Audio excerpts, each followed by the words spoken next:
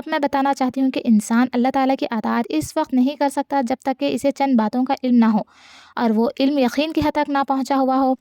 سب سے پہلے تو انسان کو خدا کی ہستی کا پورا یقین ہونا چاہیے، کیونکہ اگر اسے یہی یقین نہ ہو کہ خدا ہے تو وہ اس کی اطاعت کیسے کرے گا؟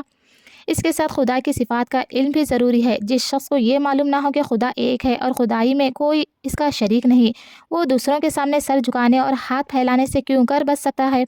جس شخص کو اس بات کا یقین نہ ہو کہ خدا سب کچھ دیکھنے اور سننے والا ہے اور ہر چیز کی خبر رکھتا ہے اور اپنے آپ کو خدا کی نافرمانی سے کیسے روک سکتا ہے،